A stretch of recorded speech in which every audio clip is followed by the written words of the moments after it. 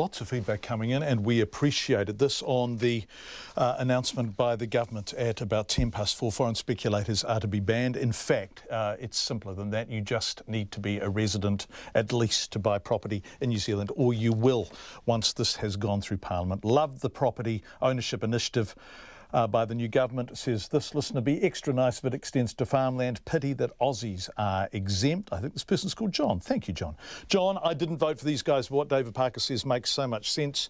The domestic NZ property market should not be a pawn in the global capital investment market. Millie says banning foreign buyers is a key first step in creating affordable housing. Good to get it done so we can get on with the next steps. Dave says banning foreign buyers helps curb rampant speculation.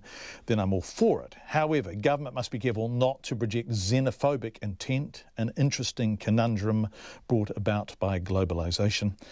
And Ian from Christchurch asks, has the horse bolted if we are about to experience a downturn, as Winston Peters predicts? Is this a wise move given its expected impact on pricing? Stephen Joyce has also put out a statement saying the announcement from David Parker and the government is very strange. He says it smacks of a bright idea with absolutely no detail or evidence based behind it. And basically he's just saying that there isn't a problem that will be solved by this. Let's go now to our business editor, Giles Beckford.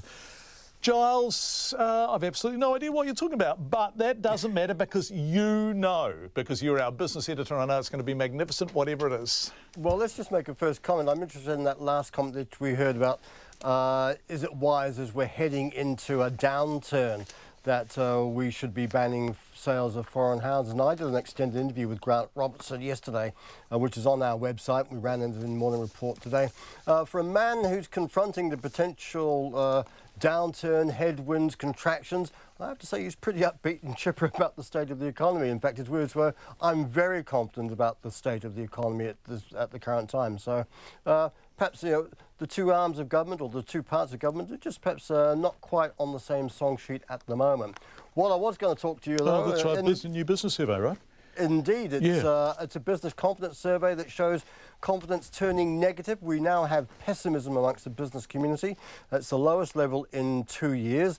It follows the uncertainty about the government. We didn't have an outcome, and most of the responses came before we knew who was going to be in government. So we had that interregnum where Winston Peters was still deciding which side to go. So it can't be blamed on the new government per se. It's the uncertainty in the formation of the new government. But generally speaking, firms, although they might not be too chipper about the broader outlook for the economy, they're actually quite upbeat about their own prospects. There's really not too much leakage there in terms of expectations of investment or their intent to hire people. They do expect unemployment will go up. They do think that their profits may fall. But generally speaking, their own feeling about their businesses is pretty upbeat. And from that point of view, it means that we have to be quite careful, or the businesses have to be careful, that perhaps we don't quite talk ourselves and the economy into a bit of a funk just because there's been a change of government. There is a lot of uncertainty. It will be here for the next 2 to 3, even 4 months as policies are outlined and we don't quite know the intent of them or the way that they will be in the nitty-gritty. But for the time being, at least, the economy is in reasonable fettle, as Cameron Bagri, he's the chief economist at ANZ. That's right. The economy is in reasonably good fettle and businesses should just get on doing business.